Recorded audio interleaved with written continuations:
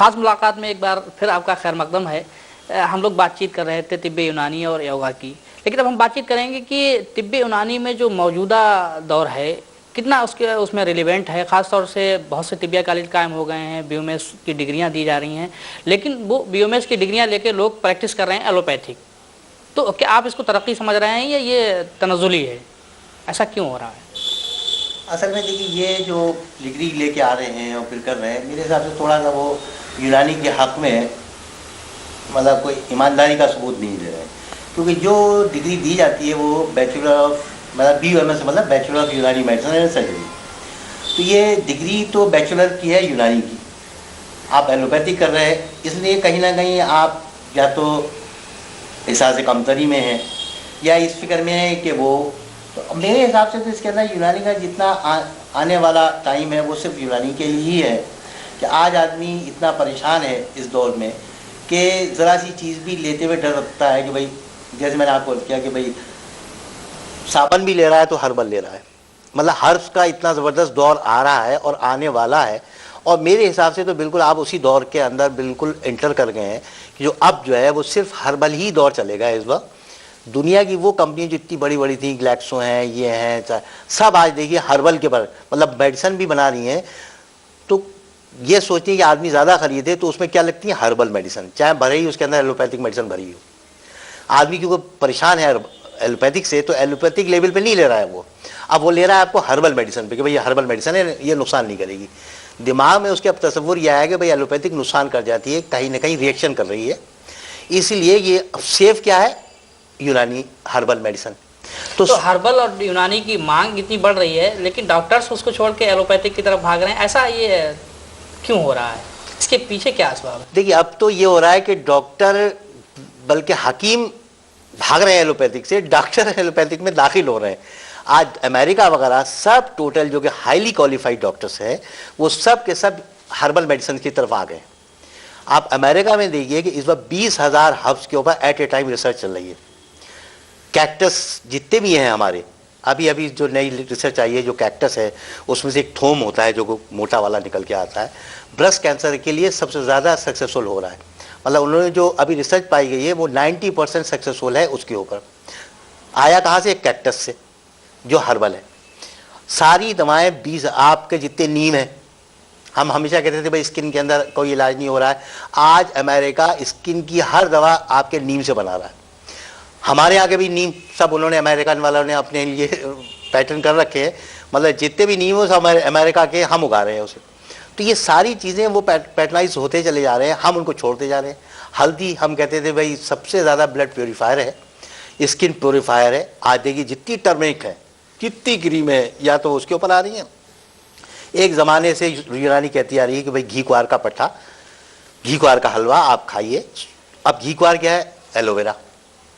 अब एलोवेरा देखिए कि कोई ऐसी क्रीम आपको नहीं मिलेगी जो एलोवेरा के बगैर बन रही हो।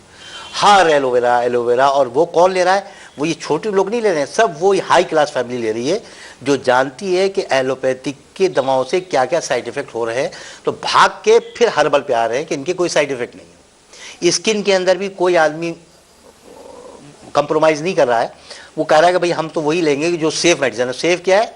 हर्बल। तो ये नुस्खे हमारे हकीमों के हैं और इनको पेटेंट अमेरिका में कराया जा रहा है, दूसरे मुल्कों में कराया जा रहा है।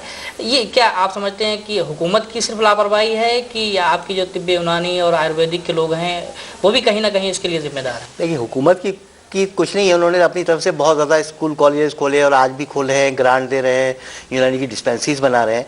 ये एहसास कमतरी उनमें है जो वहाँ से पढ़ के आ रहे हैं। वो ये समझते हैं कि हम यूनानी करने मतलब यूनानी की डिग्री लेके आ गए, कोई बैकवर्ड क्लास में आ गए। वो एहसास कमतरी की वजह से नहीं कर रहे हैं। आज जो यूनानी में है वो फ़रोग करते करते अमेरिका में जा रहे हैं। अगर कोई पता लग जाएगा अमेरिकन जो हर्बल का जानने वाला है नॉलेज, आज बड़ी बड़ी कंपनीज उसके आगे पीछे फिर रही हैं कि भाई आप हमारे पास आइए, हमारे पास हमें रिसर्च दीजिए, क्योंकि रिसर्च के नाम पे ऑब्जर्वेशन इतने ज़बरदस्त आपके पास है। और आज भी बहुत सा यूनानी का ख़जाना, मैं उसको वो भी करूँगा तंग नज़री भी, कि वो ख़ानदानों के अंदर उन्हीं के पास रह गया है, उन्हीं की अपनी ब्याजें हैं, उनके पास वो नुस्खे अभी भी हैं। और वो वजह मुझे लगता है ये भी रही है कि वो दौर जो तारीख दौर था उसकी वजह से लोग खायफ हो गए कि भाई हमारी ये चीज़ें ख़त्म हो गई हैं, तो उन्होंने अपने पास ही महफूज रखी। आज भी बहुत अच्छे अच्छे जो नुस्खे हैं वो बहुत सौ के ख़ानदानी नुस्खे कहलाए जाते हैं, वो उन्हीं के ख़ानदान में चले आ रहे हैं। इसीलिए एक ना एक फ़र्द को भी ख़ानदान में होता था कि भाई आप हकीम बनिए, ताकि वो नुस्खे भी महफूज रहे, वो तर्ज तरकीब भी महफूज रहे। आज वो चीज़ें बढ़ती चली जा रही हैं। देखिए अब पूरा 20,000 हब्स एक एट ए टाइम चल रही है। आज जितने यूनानी के फारिग अच्छे हैं अमेरिका में, आज किसी भी उसको दे दिए। काफ़ी लोगों ने मुझसे अप्रोच की कि भैया आपको स्कॉलर ऐसे यूनानी के बताइए जिनको हम जर्मनी वहाँ अपने ये प्लांट लगाए हुए हैं, इसमें रिसर्च जो है R&D हमें करानी है, रिसर्च और डेवलपमेंट, उसके लिए उनको उस पर रखेंगे। तो बताइए अब आप में इस तरह से कमतरी थी कि आप कहलाना नहीं चाह रहे हैं कि हम यूनानी से पास करके आए। तो ये हकीमी ख़ानदानों के पास जो ख़ानदानी नुस्खे हैं, इनको आवाम तक कैसे पहुंचाया जा सकता है? आवाम तक तो पहले से पहुंच रहा है। देखिए आप हिमालय ड्रग्स, उन्होंने बहुत, क्योंकि वो भी एक इसी ख़ानदान से है, ताल्लुक़ है, और यूनानी उनका पस मंज़र है। आज वो भी आप ये देखिए कि कितना ज़बरदस्त फ़रोग़ आया कि लीव 52 वो आयुर्वेदिक, मतलब उनके सारे कुछ को उन्होंने वो थोड़ा सा किया है। और आज लीव 52 है, लीवोजिन है, गैसेक्स है, सब यूनानी की दवाएं हैं जो टोटल एलोपैथिक वाले लिख रहे हैं। अच्छा, आपके तरीक़े इलाज पर एक सबसे बड़ा इल्ज़ाम ये लगता है कि आप फास्ट रिलीफ नहीं दे पाते हैं। जैसे अभी एक स्वाइन फ्लू का एक दौर चला, या इस तरह के जो अमराज जो वबाई किस्म के होते हैं, उसमें जो है सब लोग जो है फिर एलोपैथिक पर ही भरोसा करते हैं और उसमें रिसर्च होती है, फिर वो जो है उसका टीका बनाते हैं या और कुछ बनाते हैं। तिब्बी यूनानी में इस तरह की पेशरफ्त क्यों नहीं हो पाती है? देखिए इसकी पेशरफ्त तो क्या, पहले से सब कुछ मौजूद है। 12 अखबार में हम लोगों में लिखा है कि तुलसी है जो हर चीज़ के अंदर एंटीऑक्सीडेंट सबसे ज़्यादा जो है वो आपके तुलसी के अंदर है। अब आज देखिए हम हमेशा से कहते आ रहे हैं, वो लोग कहते हैं कि भाई यूनानी का, हम हमेशा से कहते थे कि भाई चाय के अंदर सबसे ज़्यादा एंटीऑक्सीडेंट है। आज अभी आप देखिए सारे अखबार भरे में कि सब 6 कप आप पीजिए तो ना तो हार्ट अटैक होगा, ना आपको फलां होगा, और सबसे ज़्यादा जो रिच एंटीऑक्सीडेंट हैं वो चाय के अंदर है। अभी 3 दिन पहले की रिसर्च है। यही हमने बताया कि ये तुलसी वगैरह लोग लिया करते थे तो ये बीमारियों से ही दूर रहते थे। आज सिर्फ हम लोगों ने एंटीबायोटिक ले लेके बॉडी का रेजिस्टेंस इतना कम कर लिया है कि एक मामूली सा भी जरासीम हमारे पर एक वबा के तौर पे हमारे पर इफेक्ट करता है। अगर हम अपने अंदर वो रेजिस्टेंस पैदा कर लें तो आज कोई भी बीमारी हम पे असर नहीं करेगी। ज़माने से लोग होते थे कि 100 साल की उम्र थी, सुरख होते थे, ना कोई बीमारी होती थी ना कुछ होता था। सुबह ही उन्होंने की मिसवाक अपने करते हुए खेत पे चले गए, लौट के आ गए, नीम की दतून की उन्होंने, सुबह सारे बैक्टीरिया मर गए, दिन भर सही रहते थे। फिर एक फार्मूला था कि भाई आप ये हर छोटी खाइए। हमारे यहाँ तो ये है कि आप बच्चा अगर हो रहा है माँ के पेट में है तो आप चीज़ें जो लेंगे तो उससे बच्चे की नशोनुमा वैसी हो जाएगी। भाई अगर आप छोटे कद के आदमी हैं, जिसमें मेरे बच्चों को मैंने कराया माशाल्लाह, सबका अमरूद सबसे ज़्यादा आयोडीन उसके अंदर मौजूद है। अब जिनके बच्चे या जो वालिदैन छोटे हैं, बच्चों को अपने अमरूद खिला दें प्रेगनेंसी के तौर में, देखिए एकदम हाई बढ़ जाएगी। किसी के रंग काला है, उसको प्रेगनेंसी में कच्चा नारियल आप खिलवा दीजिए, रंग बच्चे का सुर्ख हो जाएगा।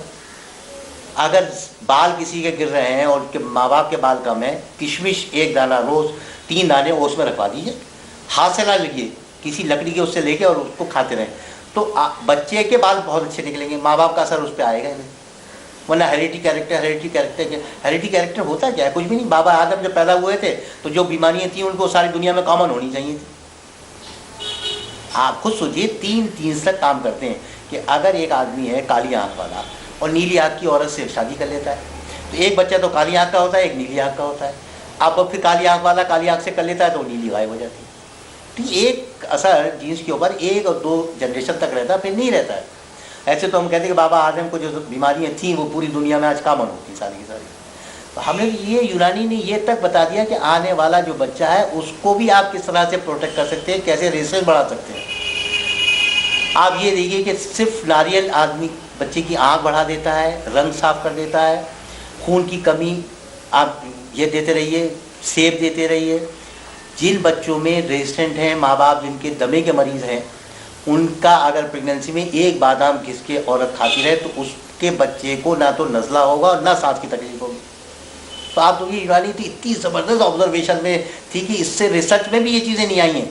आज आप स्वाइन फ्लू को बता रहे हैं, स्वाइन फ्लू को पहले ही हम लोगों ने बता दिया भाई ये रेजिस्टेंट हो जाएंगे तो आप पे ये जरासीम हमला ही नहीं करेगा, और आप दिन पे दिन अपने आप को कमज़ोर करते जाएंगे तो इससे भी छोटा जरासीम आपको हलाकत की तरफ ले जाएगा। तो आपके पास इतने अच्छे अच्छे नुस्खे हैं, इसके बावजूद जो है वो एहसास कमतरी के शिकार हैं हकीम हजरात, तो इनको कैसे इस एहसास कमतरी से निकाला जा सकता है और कैसे इस इम्कानात को वसी किया जा सकता है? मेरे हिसाब से तो ये जिनकी एक तो ये कि बहुत सा इसके अंदर बैकग्राउंड एजुकेशन की भी है कि आपकी अगर बैकग्राउंड अच्छी है तो आप में एहसास कमजोरी कम हो। अब आप उस ज़माने में क्या था, थोड़े से आपने पढ़े, मौलवी फाजिल किया और आपको मिल जाता था, तो एहसास कमजोरी कहीं ना कहीं से बनी ही रहती थी।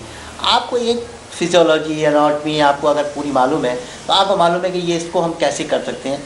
जहाँ फिजियोलॉजी, एनाटॉमी, गायनी ये सब आपको नहीं मालूम है तो आप पसोपेश में रहते हैं, या आप में तालीम नहीं है। तो अब वैसे ही होता था कि जो हकीमों के ख़ानदान में उनका बेटा हकीम हो गया, अब वो सोचता था अरे मेरे बाप ने इस टाइम में कद्दू खिलाया तो कद्दू खिला रहा है, इस टाइम में उन्होंने ये करा था तो ये करा, उसे अपनी कुछ नॉलेज नहीं है।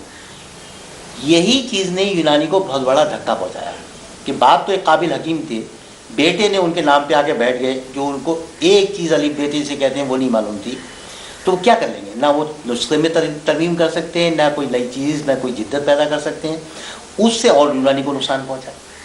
अभी जब तक आपको कुछ करने के लिए आपको कुछ तो इल्म की ज़रूरत है, आप इल्म नहीं होगा आप इस से कमतर में रहेंगे। तो गोया कि इसके निसाब तालीम को फिर से जो है बनाया जाए, थोड़ा तरमीम करके इसको जो है आगे बढ़ाया जाए। थोड़ी बेसिक ज़रूर अच्छी होनी चाहिए हमारे कॉलेज दौर जो अब तो खैर माशाल्लाह से बढ़ रहा है। तो अब ये है कि इंटर के बगैर आप जा नहीं सकते, पहले के थोड़े से दौर में था, अब तो ये है कि बढ़ रहा है दिन पे दिन। भाई गवर्नमेंट के उससे तो काफ़ी तरक्की है। वही है कि हमारे अंदर थोड़ा सा और अल्लाह मियाँ इस्तेहकामत दे, और आज देखिए कि हमसे ज़्यादा फ़ायदा वो लोग पहुँचा रहे हैं जिनमें ज़रा सा भी कर्ज है। वो अमेरिका में बैठे हुए हैं, जो एहसास कमतरी वाले हैं वो मोहल्लों में बैठे हुए हैं।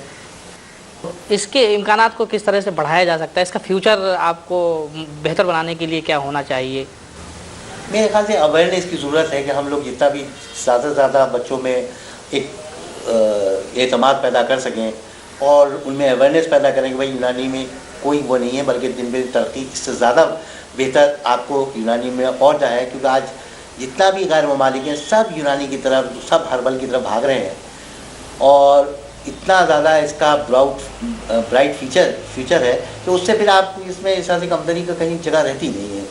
तो खुद ब खुद एतमाद पैदा होता चला जाएगा जब हम लोगों को दिखाएंगे कि भाई आज यूनानी वाले लोग यहाँ पर बैठे हैं, इस जगह रिसर्च में हैं, इस जगह हेड बने हुए हैं, ये अंडर उनके वो चल रही है। तो हो सकता है ये सब बताने के बाद उनमें खुद में एतमाद पैदा हो और वो इस तरफ राग़िब हो। तो हकीम साहब ETV से बातचीत करने के लिए आपका बहुत बहुत शुक्रिया।